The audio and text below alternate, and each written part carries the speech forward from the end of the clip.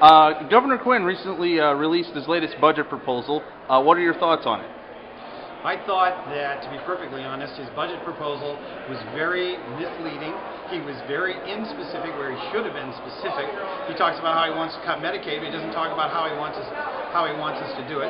He said he was going to hold funding level for education, but then was taking money away for the higher ed, from MAP grants, and from the K through 12 area. He's diverting that funding into pre-K education.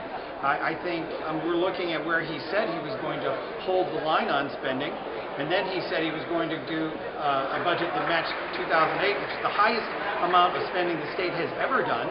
And actually, it turns out his plan is to go beyond that. Illinois has to start living within its means. This runaway spending has gone on way too long. It's why Illinois is broke. It's why businesses are afraid to come here. It's why they raised the tax by 66% a few hours before I was sworn in, a little bit more than a year ago. And these things have to change. The insanity has to stop in the state of Illinois. I was wondering, do you favor the repeal of the tax increase? I'm a co-sponsor. That is good to know. While they were also increasing individual and corporate taxes in Illinois, they also passed an Amazon tax, which caused Roscoe, Illinois-based Fat Wallet to relocate to Wisconsin. Absolutely. Do you favor the repeal of that tax? Absolutely. In fact, I actually had a bill filed, but Representative Winters, who actually represents the area where Fat Wallet is, Fat Wallet was one of his constituents. We're letting him take lead on it. I think I'm the second or third co-signer. Yeah, I'm completely in favor of that. But you have to also remember, the guy who was the sponsor of that tax is my next door neighbor, Pat Brashear. And so that was one of the reasons why I was specifically interested in coming out and being very vocal for the repeal of that tax. All right. What are your thoughts on the commentators who have been comparing Illinois' physical woes to those of Greece? Well, when they downgrade our bonds, and we're the worst state in the nation, and we're sitting there between countries that have had currency collapses, like Iceland and even Iraq at one time.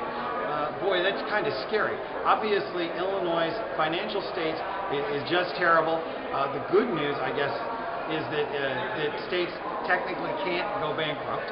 And so a default on the scale of Greece, obviously we don't have our own currency or anything like that. It's not, hopefully not. But for heaven's sakes, if we don't turn things around in this state, who knows? It could get that bad.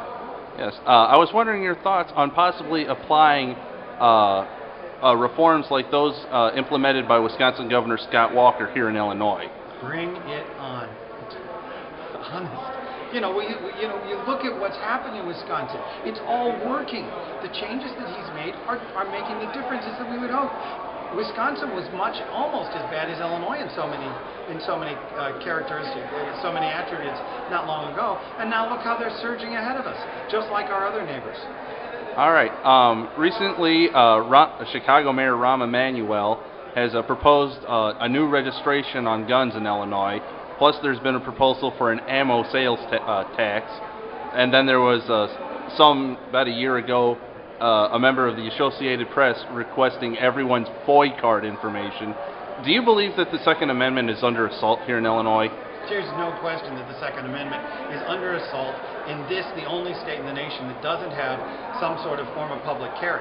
We always talk about concealed carry, but there are other forms of carry, such as constitutional carry. Yes, the Second Amendment is definitely under assault in the state of Illinois. Incidentally, the bill that prevented the Attorney General, Lisa Madigan, from forcing the state police to release the FOID card information, that was my bill. I was the chief sponsor of the bill that stopped that. And it was actually the most important piece of Second Amendment legislation that did pass out of the General Assembly last year. And so, yes, I'm a co-sponsor of concealed carry. I have a number of other pro-Second Amendment bills, and the Second Amendment is the one that protects all the rest. For heaven's sakes, we have to turn the state around in regard to that. And of course, Mayor Emanuel's idea is just completely insane. And we're standing strong against that one. All right.